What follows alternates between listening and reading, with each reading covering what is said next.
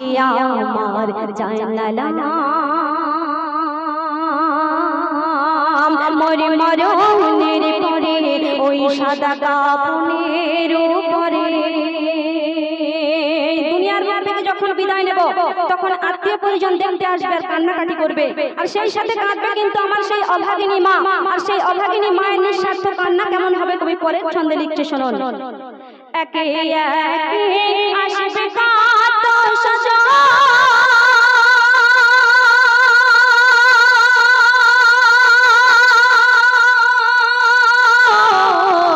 কাঁদবে ঘরে ছোট ছোট ভাই বোন কাঁধে করে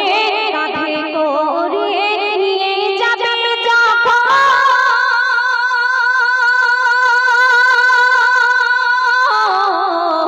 আছাড় খাবে ওই মা জননী তখন আর কি বলবে শেষে দেখা মোর দেখতে দাও চাঁদ মুখে চুমু খেতে দাও শেষে দেখা মোর দেখতে দাও চাঁদ মুখে চুমু খেতে দাও বল ঝুলে ওই চাঁদরে মাকে ভুলে কোথায় যাও মোর জানা যার পরে রওনা কবরে কবি লিখছে মোর জানা যার পরে রওনা কবরে সবাই আসবে চলে আমায় হেঁটে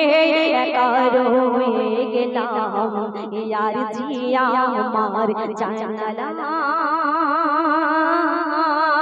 মোর মরণের পরে কাফনের উপরে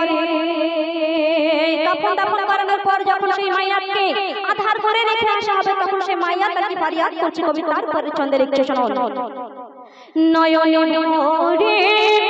নয়ন রে দেখি যখন কবর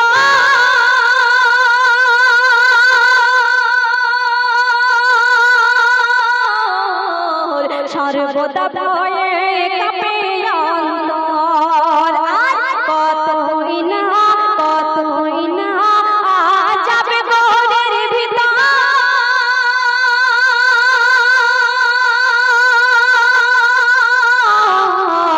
নিরালানের জনে বড়ই কঠোর তাই কি বলছে সাপ বিছারই কামড়ে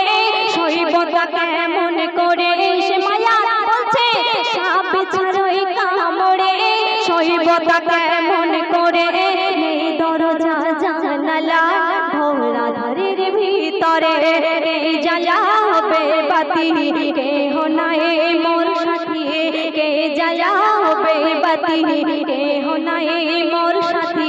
মোহাম্মদ নামে পাক জবানে দরুদ পড়লাম আর জিয়া আমার জানালাম